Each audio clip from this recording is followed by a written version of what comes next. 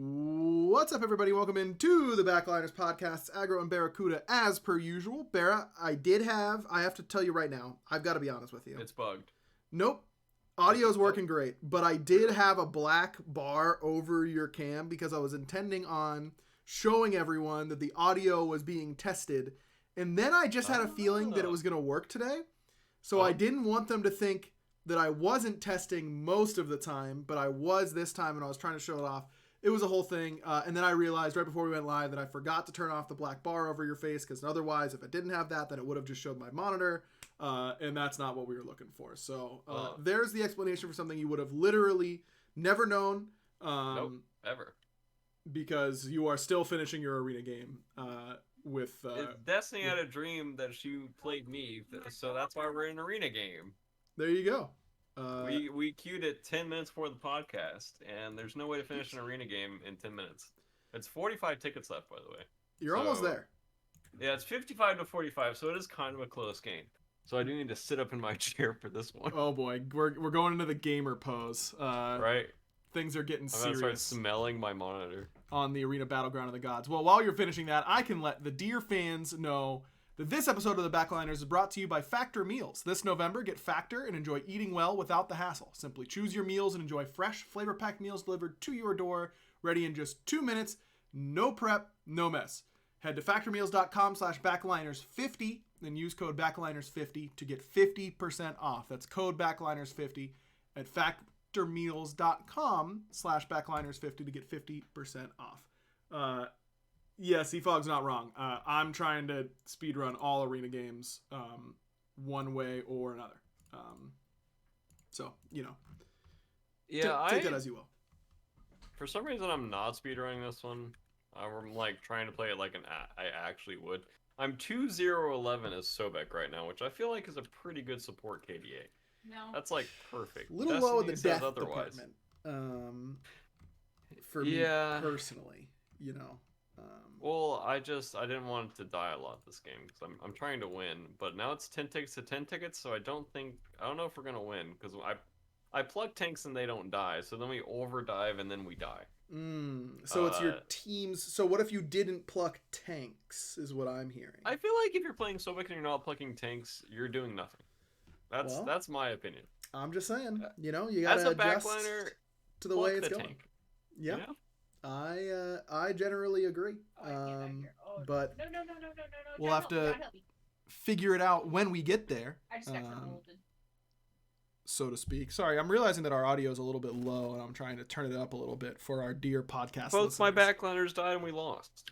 Oh, well. Not your significant other backliner, though, right? She was the first one that died. Oh, well, she wasn't the second one. I stood next to her and tooed, and she still died. Well, I mean, were they knock-up immune? She's saying she got triple ulted. I mean, what is she supposed to do? Okay. A relic? I don't know. Nope, not that. Saving those for next game. Let's talk about patch notes. It was the 10-12 update show this week. No bonus balance before this in 10-11.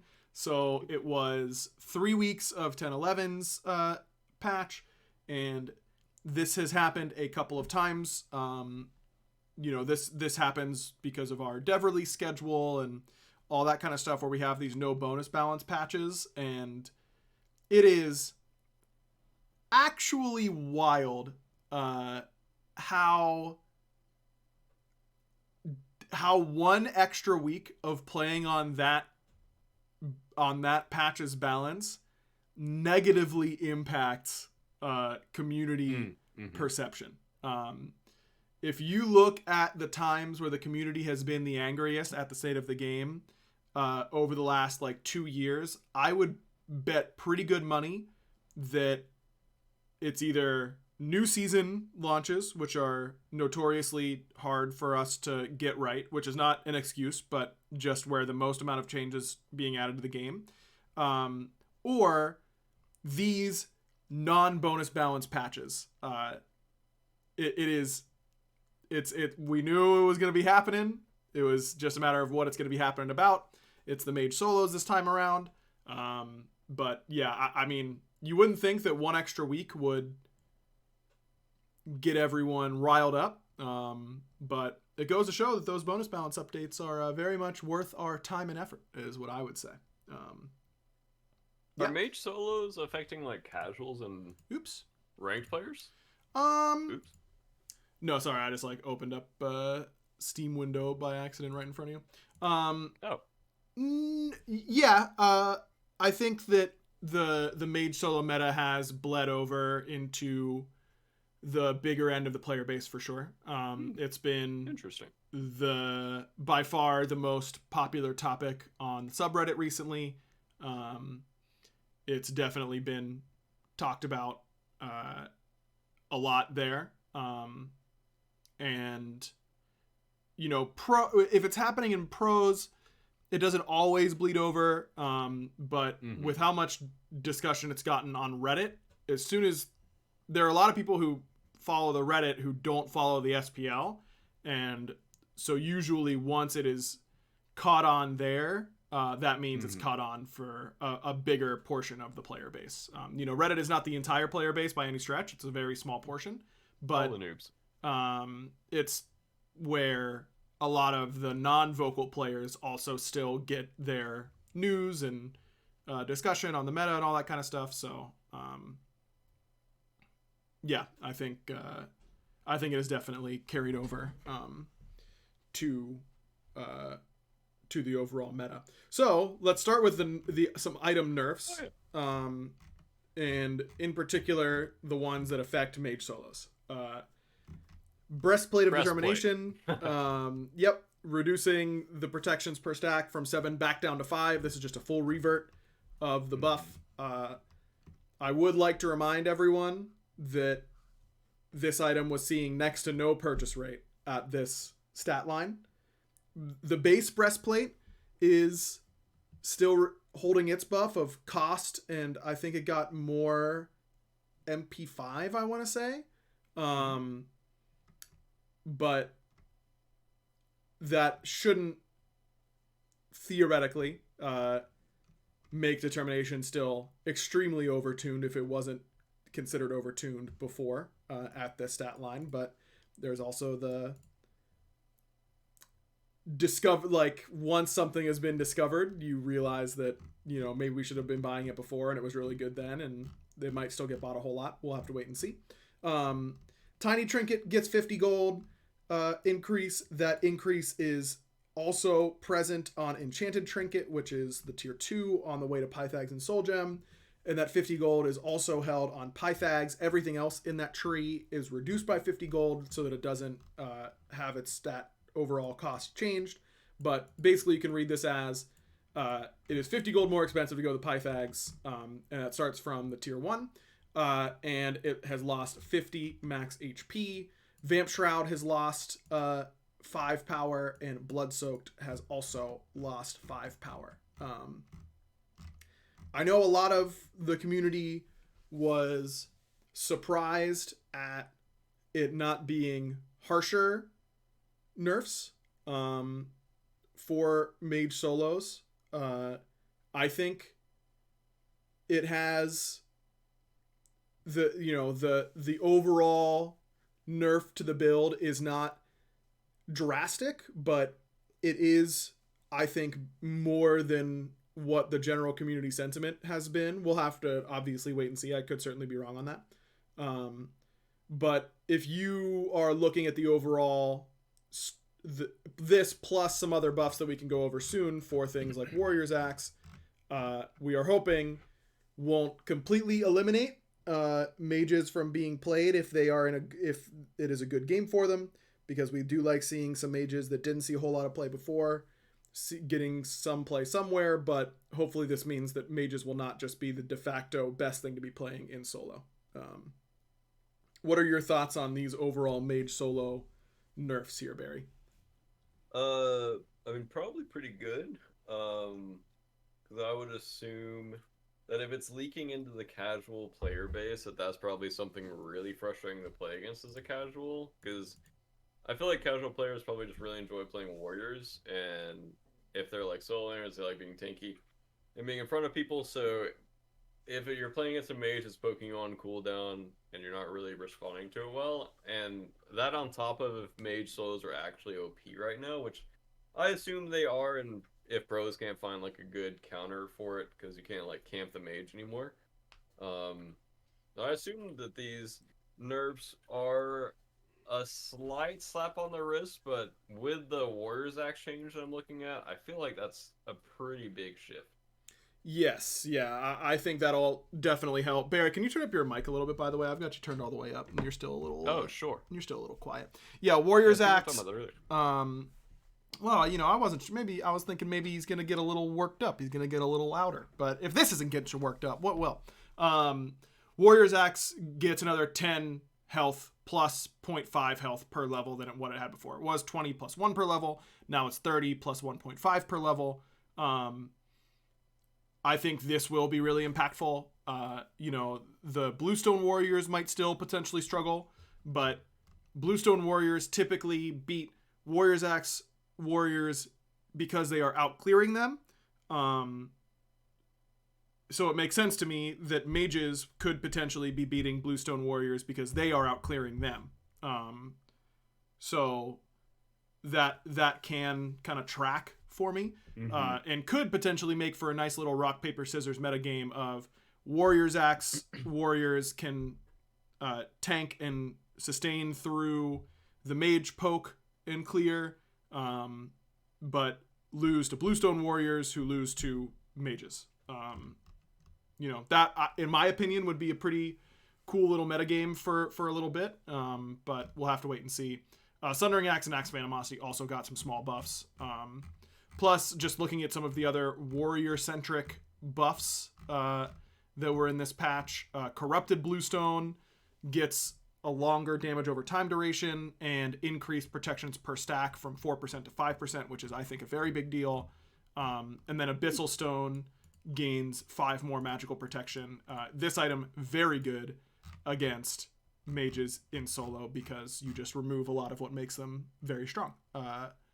Because they aren't able to spam nearly as much with that 20% CDR debuff. So, yeah, I mean, it's hard to say for sure. I think for what it's worth, we've seen a lot of discussion about, something is strong and then Hi-Rez instantly executes it, like just completely removes it from the meta. I feel like that's just one of the things of you can't please everyone.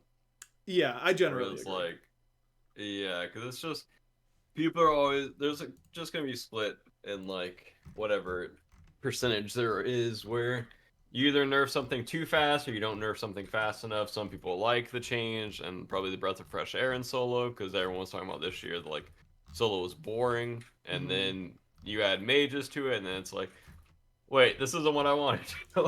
Yeah. So, I mean, you're not wrong. It is literally impossible to please every player in a game like Smite. I really think in every game, it's impossible to please everyone. For sure. Yeah. So yeah, we'll see. I've also always liked Corrupted Bluestone. I was building it a lot on Marty. Where I knew I was going to be auto-attacking a lot of the team fights. And it actually felt pretty good. That was in the where Prophetic was super busted, so I was actually getting a decent amount of prots from it. Yeah, I like Corrupted Bluestone a lot. It's always an item that I can feel like I'm doing a lot with. Yeah, I agree. I think Corrupted's been slept on. I would be surprised if it isn't the pickup for Bluestone gods who either maintain enough threat or don't even threaten you that much with Brooch, and so want to just get tankier, which I think could be some subset of gods, including one god that got buffed this patch, which we can cover in just a little bit. All right, let's look at some of the buffs that, some item buffs that I think are particularly interesting or spicy in any way. Erendite, I think, gets a really big buff here. It loses 10% of the movement speed off of the passive proc, but now has 7% movement speed all the time. Basically like it's in the Katana tree, but only getting that movement speed as a tier 3. I feel like Erendite will be a core assassin item now, would be my guess. Mm-hmm. Yeah, I would agree. Just basically whenever you have movement speed onto an item, I feel like all junglers will flock to that item. Yep. And I think some people are building it rarely already. Mm-hmm. And I think that pushes it into the most likely going to try to fit it in my build now. Mm-hmm. And just either move some items around or probably build it like top 3 or top 4 on a few characters that where it feels good. I'm not sure exactly what the jungle meta is right now. If there's gods that really like Erendite, because it's also an item that's always confused me. Because sometimes it'll like appear in a lot of builds and other times it won't. Right. I feel like it doesn't really get changed too much, but I feel like with the movement speed on it, I think people will just be buying it more automatically now. According to Blues Ultras, handy dandy little stat graphic, which I always reference multiple times a week. This last week in the SPL, which was not necessarily the most competitive, Oh but yeah. for what it's worth, it was Rat, Erlong, Ama, Nemesis, Thanatos were some of the most picked gods in the jungle, with Nemesis definitely being the one most excited to build Erendite. The week before that, it was Rat, Erlong, Nemesis, Naja, Raven. So very good on... Can be very good on Rat if it's full damage Rat. Yeah. Can be very good on Raven. Obviously incredible on Nem. And Naja, not exactly the item you want to go on him. Yeah, we'll have to see. Silver Branch Bow. Now the increased power conversion per stack goes from 2 to 3. I've seen a lot of people saying this probably pushes Silver Branch over the edge in terms of its theoretical power output is absurd. The amount of times you actually hit that power output is next to never. But it does provide a lot of power to the build if you are going a Stim Hunter. But the reason why we felt like we could buff Silver Branch is because there are basically no Stim Hunters in the meta currently. Do you think that this type of change is enough to make you want to experiment with more Stim Hunters? Oh yeah, for sure. I would assume that Rama's going to be absolutely loving this. I assume also that clearing ADCs are still pretty necessary. Mm-hmm. So Mage as long as ADCs you're... definitely seem to be the way to go, but we didn't touch on the Telkine's nerf. Telkine's lost 5 power and 5 base damage off of the passive. And Fail Not lost its reduced damage debuff from the passive. So Dude, I love Fail Not. I was surprised that more people aren't buying Fail Not in ADC. yeah, I thought that item was like absolutely overstatted like crazy. yes, I would generally agree with you. That's why I got nerfed. As long as it fits in your build, I assume that people should be buying Fail Not. Yeah, I think Silver Branch is enough to push Stem Hunters back into the meta. And if you are a ADC that can't clear, I assume if like say you want to pick Artemis, I assume your support will just need clear to get you through like the first like 7 or 9 levels, and after that, it'll probably be worth it to be playing the Artemis to build Silver Branch. But also, if Rat's being played a lot and then Erendite's getting buff, I'm not sure how much you really want to be playing Artemis. Sure. Because I feel like you'll just die like 6 times in lane. But Rama's still probably pretty good. Apollo? I'm like 50-50 on Apollo with Silver Branch, just because you only get it for like 5 auto attacks. But if those are like influential 5 auto attacks, then it feels really good. Mm-hmm. I think it's generally better on other Stem Hunters than Apollo. I think this just makes Chernobog like better, or even better, and I think he's still like top Hunter, I think. Yes, he is. But Fail Um, Not nerf hurts him more than most, I think. He was one of the best Fail Not abusers, and he yeah, got... people weren't even building failed on the ADC, Oh, and it then was they're so weird. griefing, because that's like one of his best That's items. that's what I'm thinking. I'm like surely you just go like Devo's fail not, and then your two covers all the attack speed you could possibly need in your build. Like the cooldown's so low. Like you Yes. basically have high attack speed the entire time, and crit and flat pen. Like I don't know. I I should be in would the think SP. I would think that as well, but you never know. You Chernobog never also know. did get pretty heavy nerfed Oh, in never this mind. He's a in this patch. Yeah, we can jump to that real quick.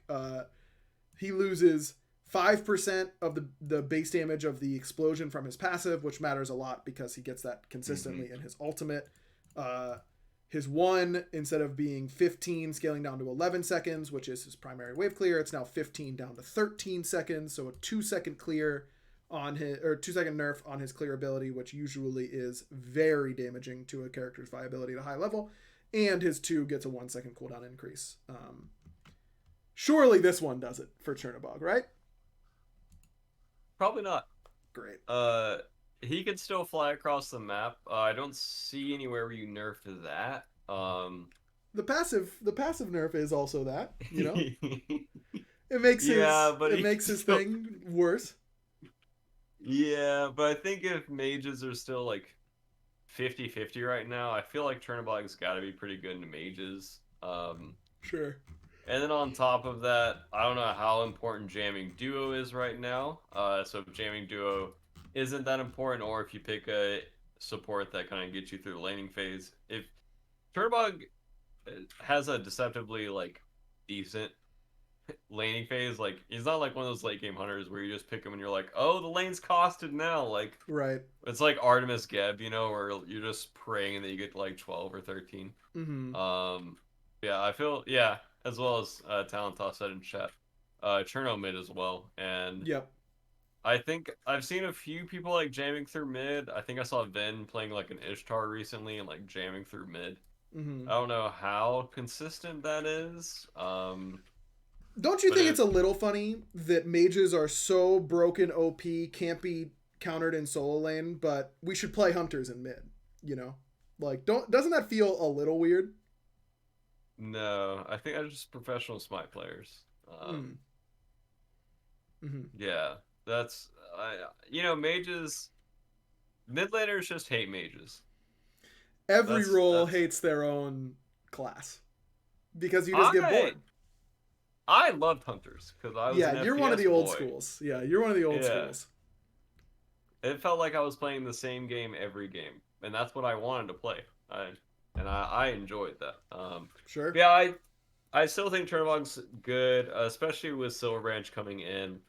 These nerfs are pretty big, but I think this just takes him from like the super OP category to like OP category. Um, Hey, but we'll take it. it Yeah, it depends on how much like mage souls are being played still. If he can get if he can get jammed, if he can get like 3 levels down, then Chernobog's bad. If you can't do that to Chernobog, then he's OP. And that's just what it is, but I don't feel like that's like an issue in my opinion. Sure. Probably just because I'm like a big Chernobog lover. I absolutely love playing with that character. Yeah, I feel that. Um, okay, let's go to some god buffs here, shall we? Sure. Actually, no. Let's go down to the nerfs still. Let's keep on the nerfs, but there are some Okay. buffs I'm excited to get your thoughts on. Athena nerf, the 2 attack speed debuff now scaling per rank instead of being at 30% at all ranks. I think Athena is kind of in a similar boat here with what I was saying about like breastplate of determination, where Athena is probably not that. I mean, no, she's definitely still better than she was. I feel like that she's being overvalued, but her win rate in SPL tells me I'm kind of trolling with that opinion. I'm surprised that people have not just there must be something that I'm missing on Athena historically. You were around for so long that you've seen exactly what I'm about to say, Barry. Here's how it's always been with Athena. Since she got initially taken out of the meta because she was really meta when she first got introduced for a long time. Then she fell out of the meta, and then it became this rotating door of no one's played Athena for months. Someone starts playing Athena, they kill everyone off of taunt, over and over and over again. Then everyone starts playing Athena because it's really easy to kill people off taunt. Then people start picking things to kill Athena, and Athena specifically, and Athena goes from really top pick to completely untouched for months until someone picks her up, they kill everyone off taunt, and the cycle continues. I just feel like we aren't really seeing those kill Athena specific comps that I would have expected to see by this stage in the cycle of Athena being meta. Things like I think Sobek is so good into this god. We haven't seen a whole lot of Ganesh, even though he was really meta for a while. He went from a ton of play to like nothing. I think he's got an incredible Athena matchup. Nem on the other side has always been really good with Athena, and I think against Athena. Athena comps are just always, unless a team wants to put her in jungle or something like that, where I think she's actually very, very good. If teams are playing Athena support or Athena solo, where that is the sole engage, I feel like that strategy is so... We've seen that strategy get cracked so many times. Where if you just kill her, if she's the lone engage, the other team can't play the game because they're relying so hard on taunt. I don't know. Like, I'm just kind of surprised that she's been as successful still as she has been. I think it's just due to the global. I agree with a lot of what you said, but I think it's just the fact that she can sit in duo, pressure the other ADC, and then ult anywhere on the map, and you can make plays towards blues, and your mid laner can play aggressively while you're just two-man sitting in duo. It doesn't feel like you're being punished when you're sitting in duo. And the other support has to say like Athena's ult's up, be careful blue, or like I can't be there, and then you just get this like awkward pressure on the map, Mm-hmm. just off of the character. And I'm not sure. I know like Ares is good into her. I know like characters like Nox are good into her. But it depends on kind of how your early game goes, and I assume that Nox is just bad right now. I don't think anyone's really playing Nox. I've seen a lot Yeah. of like Charons lately, and I think Charon with backliner comp kind of makes sense now. I think Charon when he first came in SPL, I hated that character. I thought he was terrible. Mm-hmm. Um, but I think now with the kind of four backliners, one support, or like your mage isn't really a backliner. The way that people are positioning in solo, there's kind of like playing like midfield, like bouncer basically. Right. Right. I think Charon gets some value there. But anyways, back to Athena. Um, I think it's just a lot of it's just the global, and I think she just brings a lot of map pressure that's hard to see top down. Mm-hmm. But I think in the game, like I know for duo, it's really hard to ever fight the ADC in a one-on-one if Athena ults up. Like even Right. if she leaves the lane and goes mid, or if like the jungler comes over, like sometimes 1v2s in duo you can live, but if the Athena's in mid and then she ults over and it's like a 3v1, you just get slammed under your tower and you're like, okay, there's no counterplay. Sure. Um, so it's probably just pro players really suffering against globals, and also on this map, I feel like globals have kind of always been OP. I think Twig was like playing a lot of globals like Merc, Rat, and I still think people are playing Thor. Yep. So I think globals just always feel good on this map, kind of this whole year. Yeah. And then she has a good early game with her three. I think you can always do like all three buffs, so you can get the lane early. So she just has like these kind of weird like niche tools that just kind of make her entire game feel better. And I assume people have tried Kill Athena comps and scrims, they didn't go well, and that's why they're not playing it in SPL. Mm-hmm. Um, but yeah, I'm not sure. I mean, what you're saying does make sense, but I assume there's a reason why the pros aren't doing it. Sure. Yeah, and sometimes there is, and sometimes there isn't. That is very true. As a pro player, there is, Yeah. sometimes you're just like, this is the way the game is played, and then it's like a week later, you're like, this is not the way the game is played. Yep. Like, we got to the other side of the tunnel. Our vision is clear. We can see the sunlight. But I think they're just in the Athena tunnel right now. Yeah, I think so too. That's fine. I think they're just in the tunnel for sure. Remind me after this, Barry. I thought of something today in a meeting.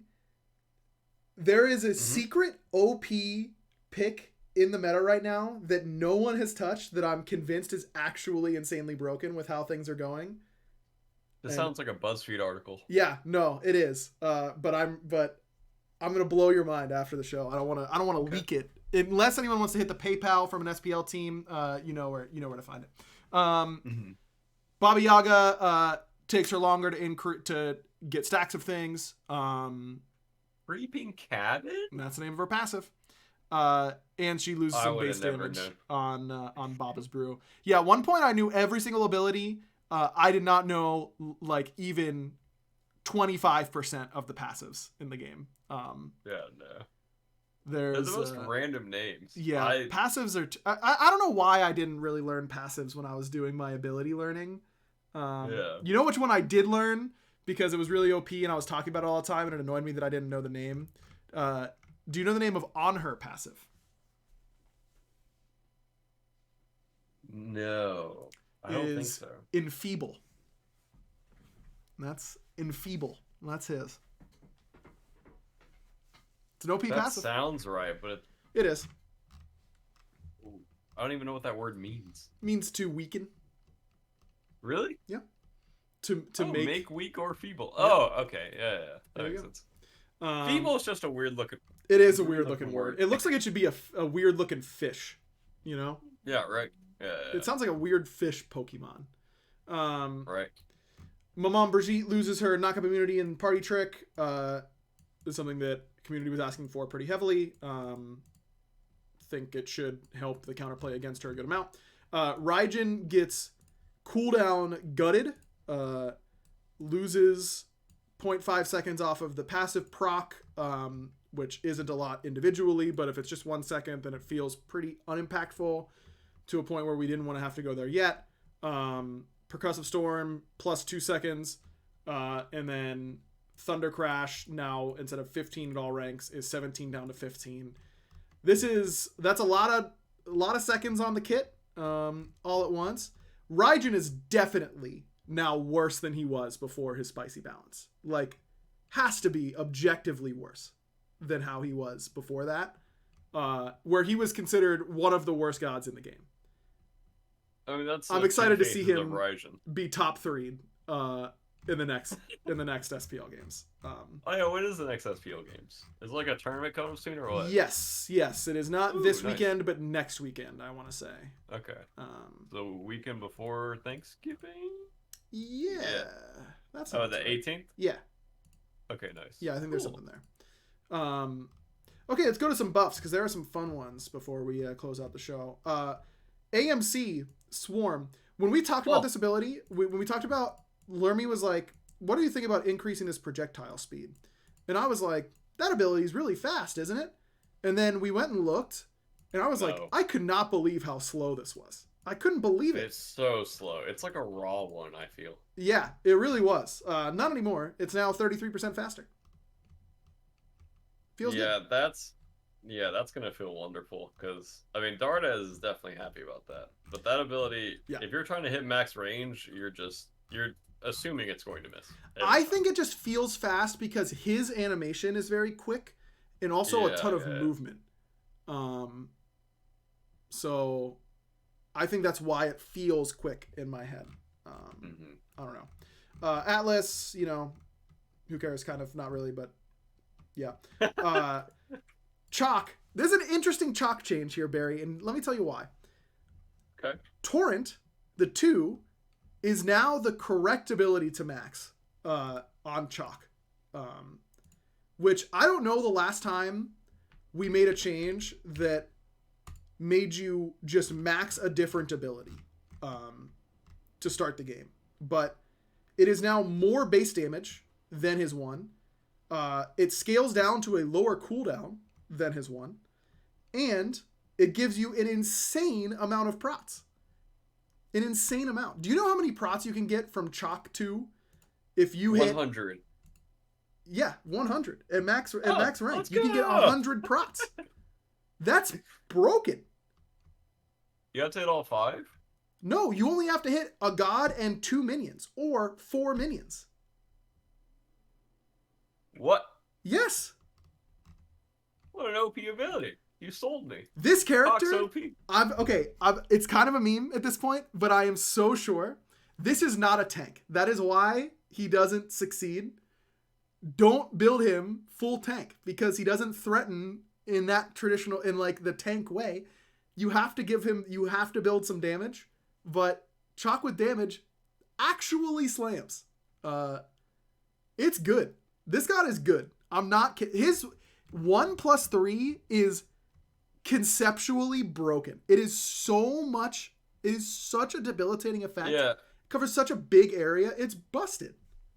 I used to tell my team Chalk was the Marty counter. And I was 1000% sold on it because I'm like, every time I play Marty against Chalk and they 1-3 me, I feel like I have to ult. Yeah. Every time. And I'm just like, there's nothing I can do.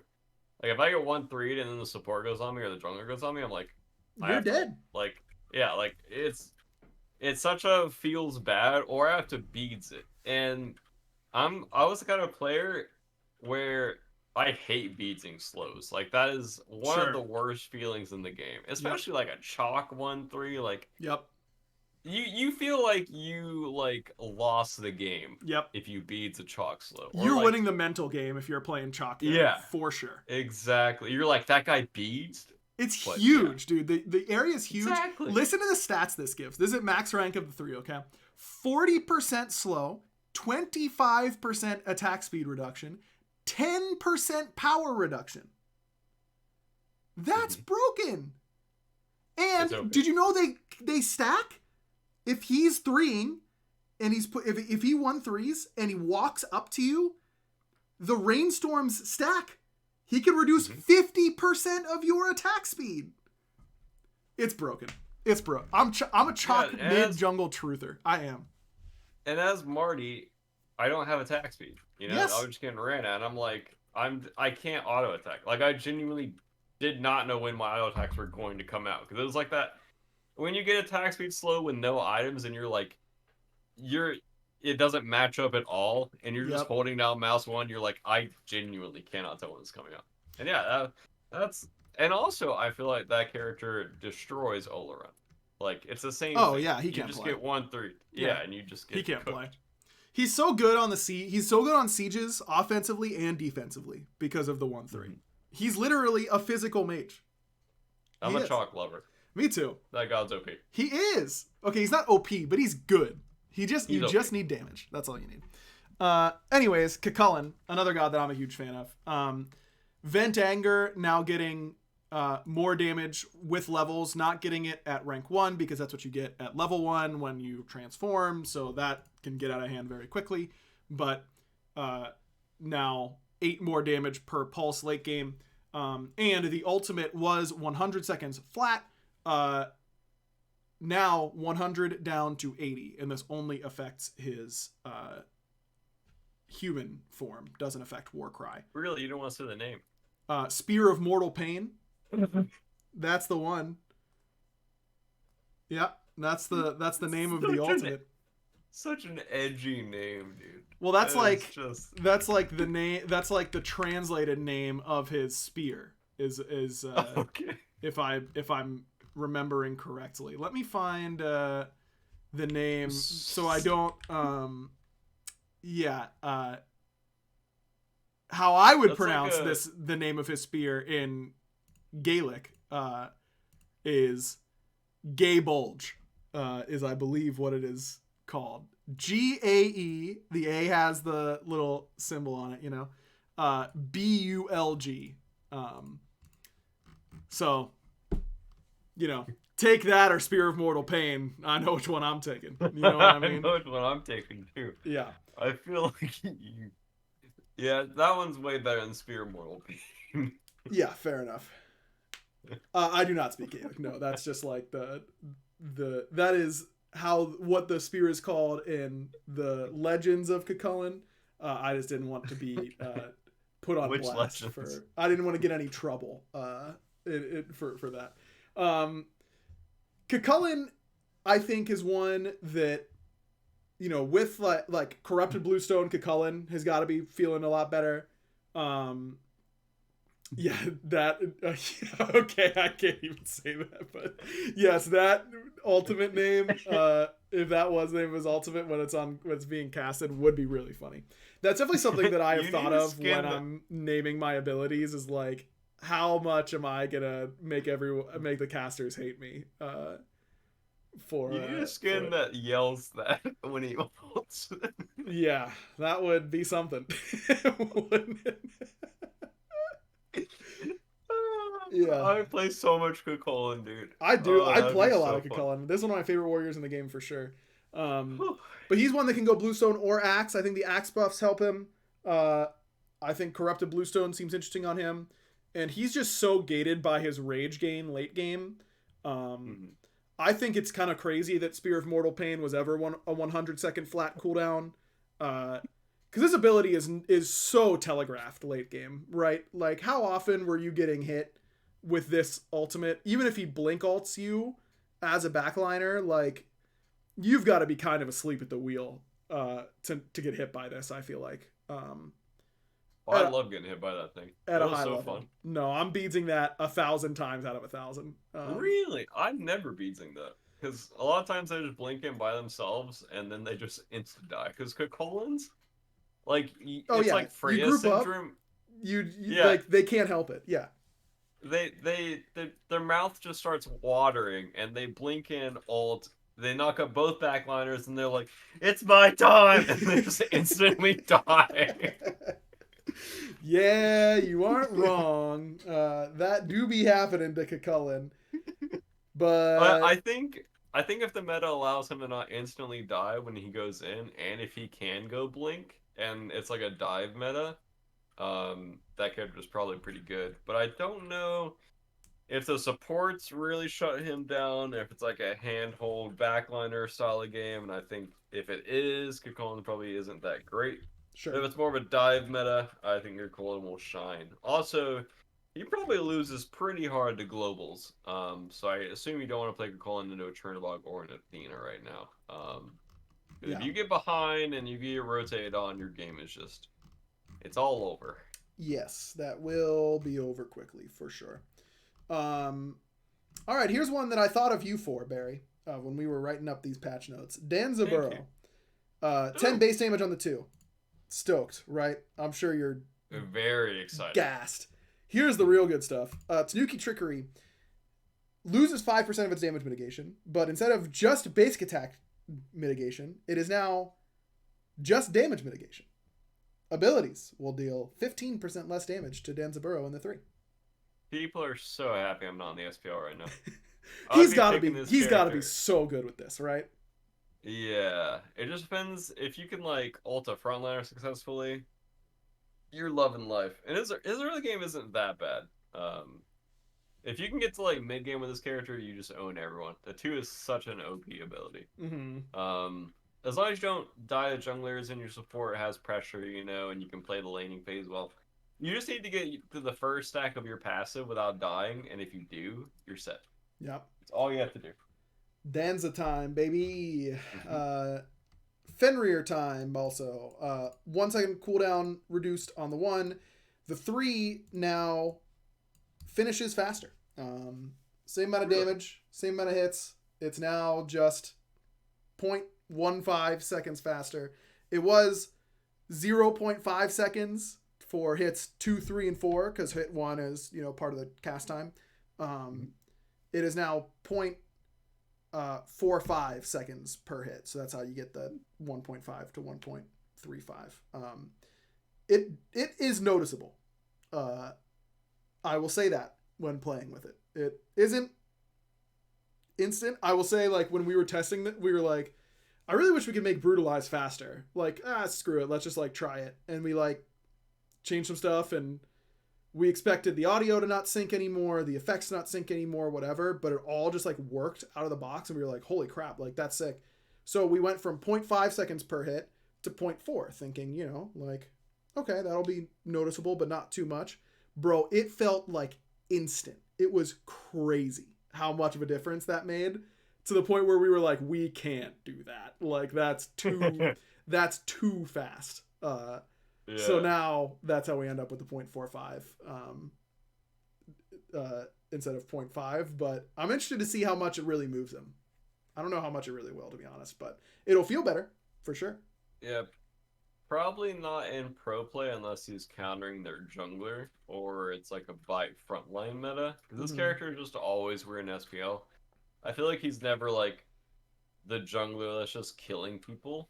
He's just, oh, can we bite a frontline and bring him to our backline? Yes. Right. And then he's probably not great in support either, I would assume. Maybe PBM tries him a few times in support and it's like, probably not doing that again.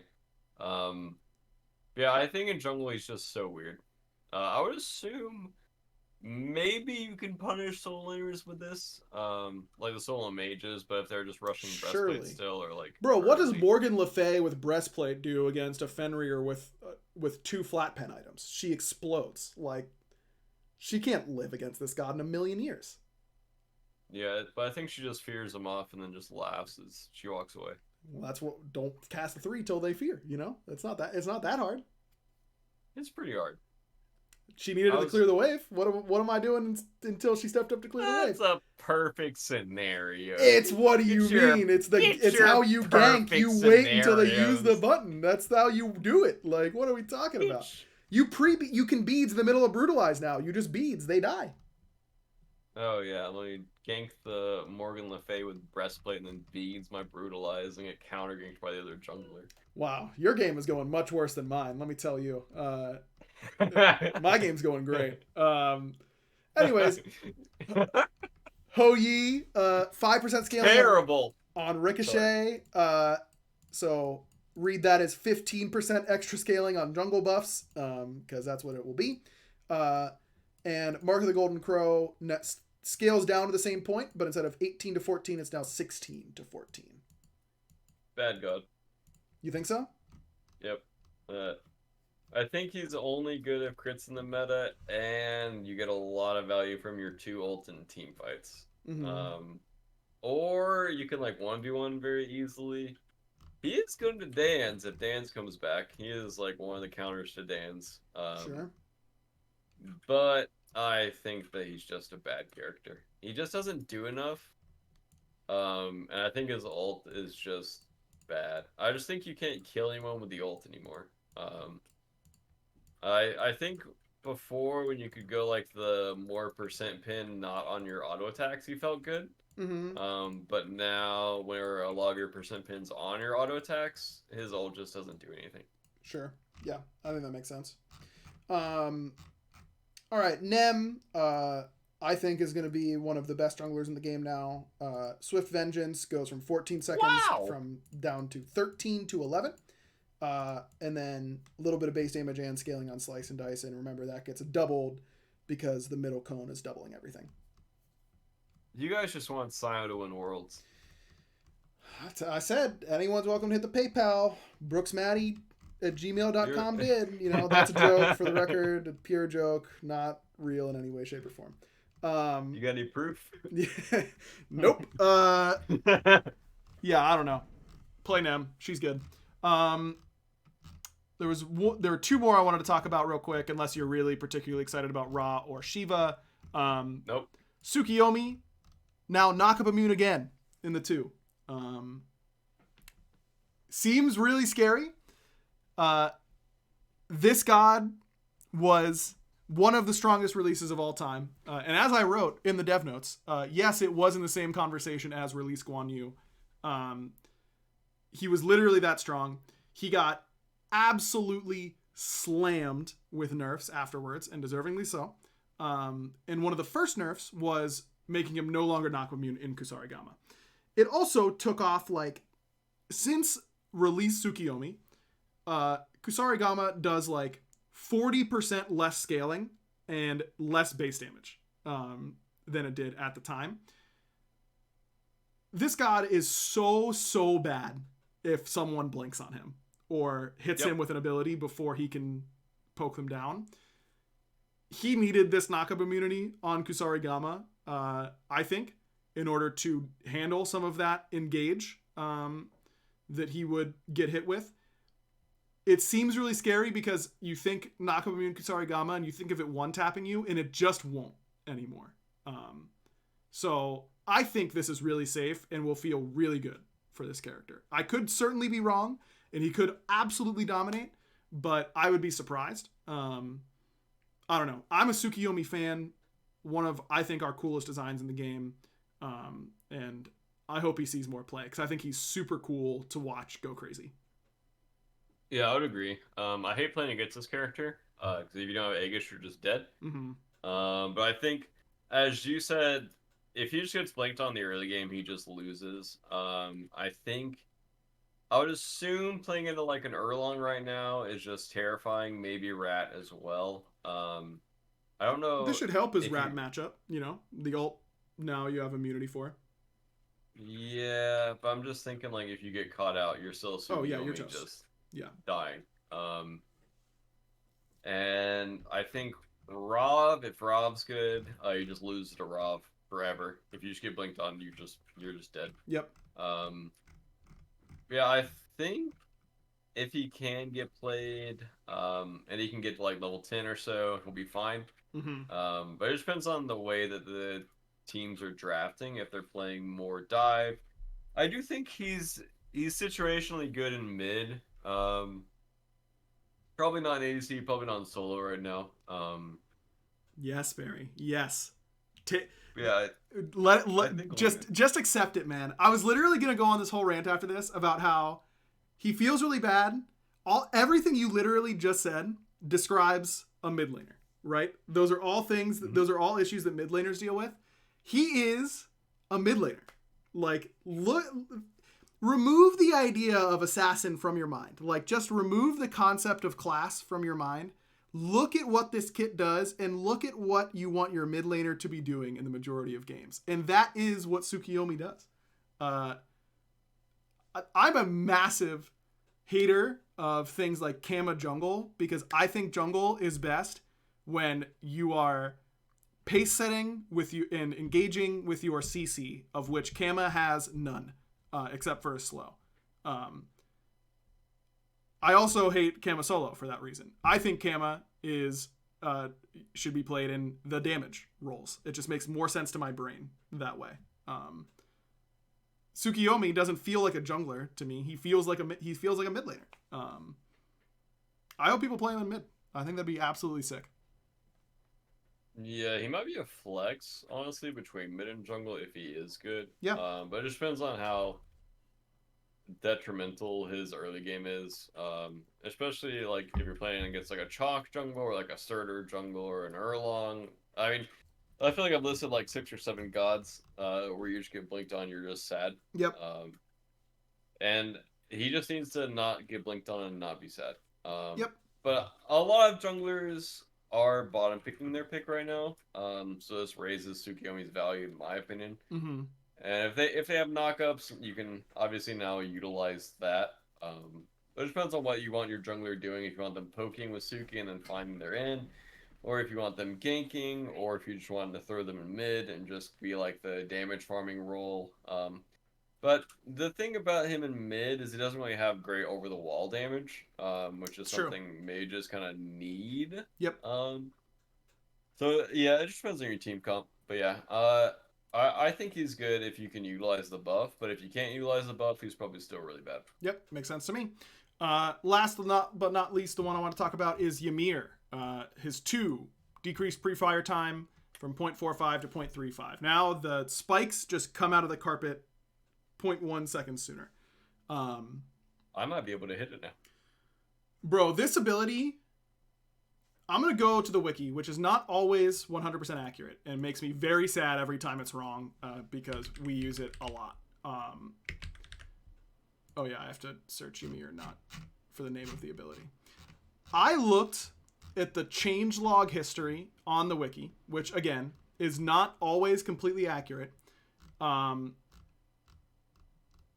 don't think this ability has gotten changed since February 6th, 2014. That's patch 0.1.1968, where the casting time was increased from 0.31 to 0.45. I don't think it has gotten changed other than that, which is just crazy, absurd. He got he got basically no balance changes for like 2 full years almost in here, which makes me doubt the validity of this a little bit. And also, isn't it crazy? Like, imagine the designer who was setting the damage numbers for Glacial Strike in the year 2014, and they've just been right this whole time. Like, that ability's damage hasn't gotten touched, allegedly, since before season 1 of Smite, which is crazy to think about. But yeah, I mean, we looked at this ability and we talked about buffing its damage, but its damage seems really high. It's 90 to 370 plus 70%. It's a 4-second slow. Bro, this is a 4-second slow. It's so crazy. It's just, you can't hit this freaking thing. You just can't. It's not possible unless they are stunned. And so it's either you don't hit it or they're stunned and we don't want you to be taking instant guaranteed like tons of damage type of thing. So I don't know. We'll see how much it actually adds to the consistency, but if this ability becomes consistent, it's going to be a huge deal for Ymir. Mm-hmm. Yeah, it felt like it was either like a 50-50 if you're going to get hit by it or not, like based off your juke pattern, or they would just like sobek you and just walk you into a corner and just hold the button. Right. Or they would just like spam it because it was such low cooldown. But this ability, if you get hit by it early game, and you're just like slowly walking away as Ymir just auto attacks you down, is the worst feeling. Yes. Yeah. It feels so bad. Yeah. I mean, you know, Ymir, it's something that gets talked about a lot for like the really in-depth Smite players. He's one of the few gods where you can feel like you can max any of his 3 abilities first. And that's really cool. I've determined that any game I was putting significant points in the 2 before this, I was griefing if I was playing support. It's just too inconsistent. Jungle Ymir, of course, different story. Good jungler, by the way. People should play him. Nope. Yep. He's good. Don't play him jungle. He's good. Don't start that. He's good. All right. Let's move on to our random question of the week. This is, of course, in our community Discord. Patreon.com/backliners is the place to go there. Best way to support the show is either interacting with our sponsors, which, of course, this week was Factor Meals. Factormeals.com/backliners50 to get 50% off there. Or by joining the community Discord and hopping in there. Only one question this week, and it's from our friend Dreamy Martini. Favorite caster moment as a caster or from a different caster? Theirs has to be, this is a betrayal on levels never before seen, which is a great, I think you should leave quote by aggression. Just really good execution from him, no matter which way you slice it. What's your favorite caster moment that you can recall, Barry? The one that comes directly to mind, I have 2. I can't remember who said it. I think it might have been Mifflin, but maybe not. It was like Paul is just better. And I was hoping so much for this exact moment. Yes, that wasn't Mifflin. It was me. It was me, and he hates when he's the one who gets credit for that call because it just reminds him that I'm better. So that's exactly what I was hoping was going to happen. This is huge for me, Barry. Thank you. Before? Probably. I hear it. I think he's said that since then. I think he's copied your phrase. I mean, you know, that's what you got to do when someone that is truly great at what they do shows you the way. You, as an inferior caster, have to look for inspiration. And that's something that Mifflin had to do in that moment. then, I was going to interrupt you and say I really hope this is something that I actually said that you're attributing to Mifflin. And I was like, no, just wait. And then it was. And that's you made my day. That's great. Oh, I'm going to text him. I'm going to text him right after this. Yeah, that was really good. And then the funny one is just like I think it was Finch when Vote was just inting. Yes, that's what I was going to say. And his mic wasn't supposed to be live or whatever. Mm-hmm. And then honestly, I don't have like particular moments. But I think it was like Trix Tank at like season 1 Worlds, that like trio cast. Oh yeah. That was really good. Yeah. PBM casting a little bit was really funny. Iconic, yeah. And then just like a lot of Worlds moments that I can't remember off the top of my head. Sure. But just when I love when casters just start screaming at Worlds because you're just overtaken by like the energy itself. Like you're barely even like casting anymore. It's just like you're just the team fight is just full of the caster yelling about like how hyped that moment is in particular. Yep.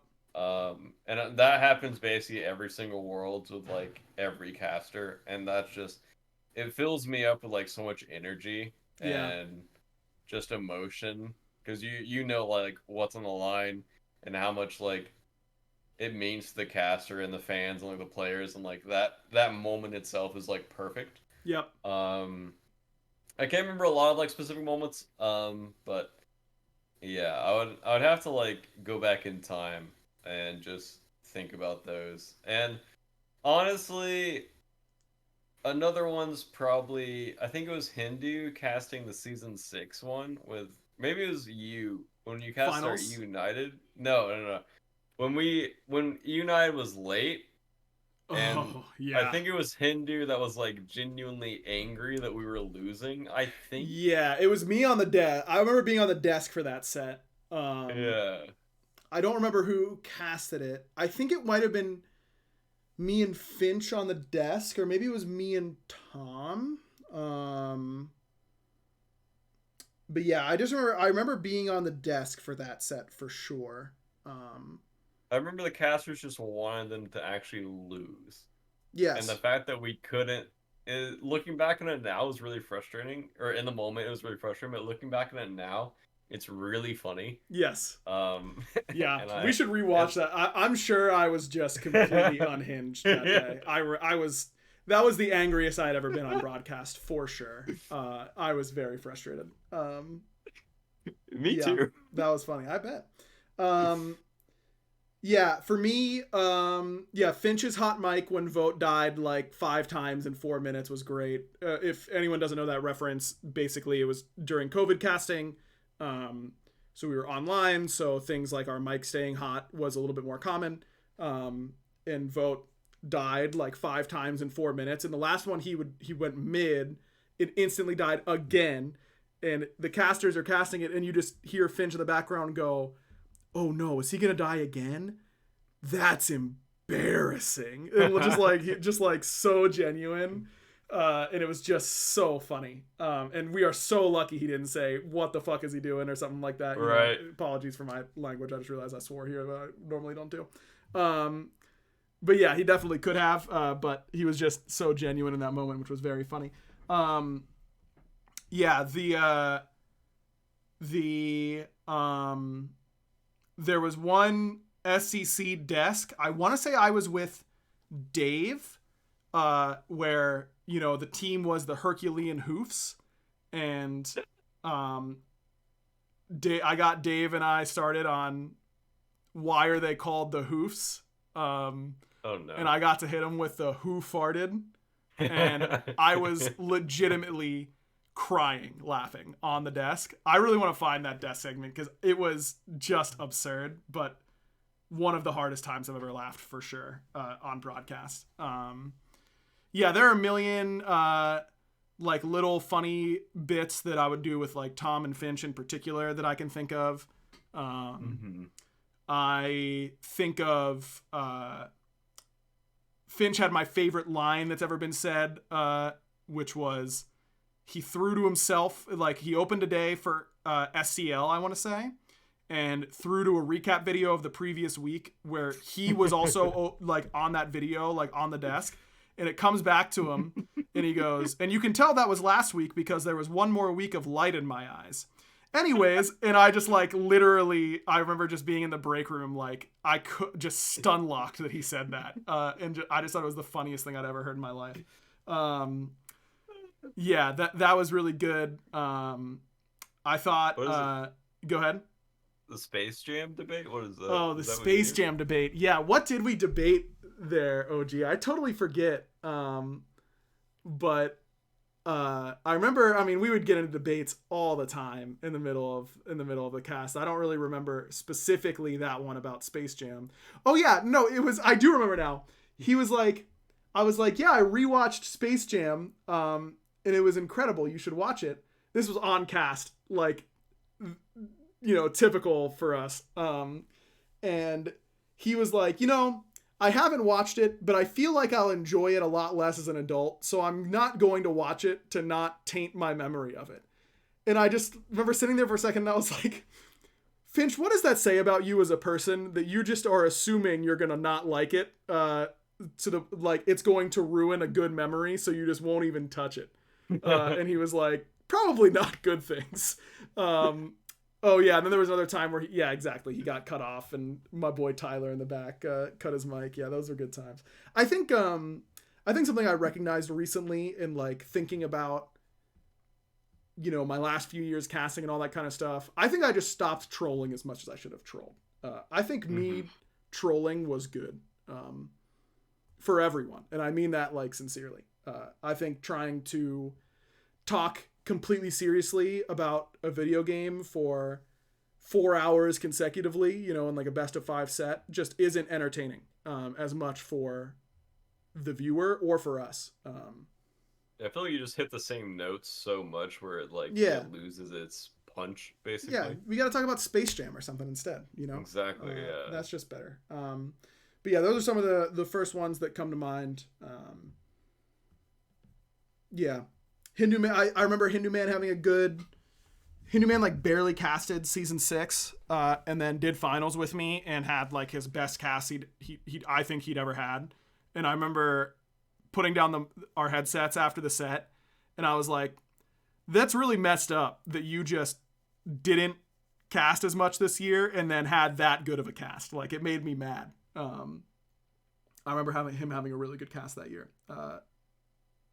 But maybe the lack of practice is good. Yeah, he was fresh, you know? Yeah, that's exactly, it. Yeah. Exactly. Tom's rants over hot dogs and burgers, 100%. Those are great. All right, Dream Martini did have one more question. What is your favorite song of the week? Can't get it out of your head. I have 3, and I went ahead and read this, so I prepared. Nocturnal Future by The Word Alive, Collider by Silent Planet, and Landmines by Sum 41. Those are my top 3 songs right now.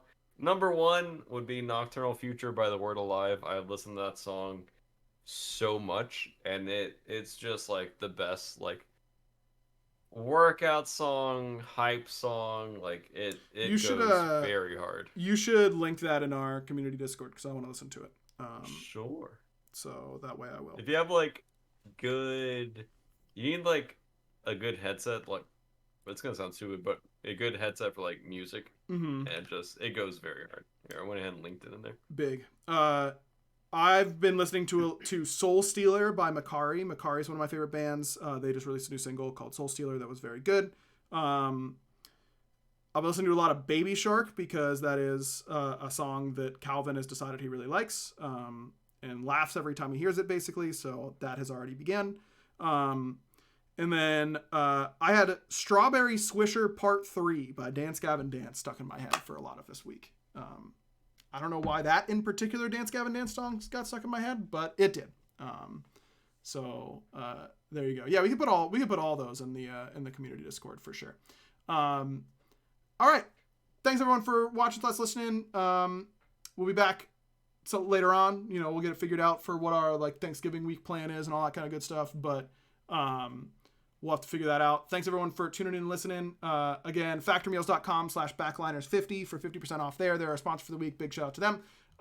Check out all the prediction stuff. They've got a lot of great shows across a bunch of different esports. All really good stuff. Until that next time, BaRRa, you know what to do. Bye. Yes, sir. Yes, sir. Good. A little squeaky, but we did it.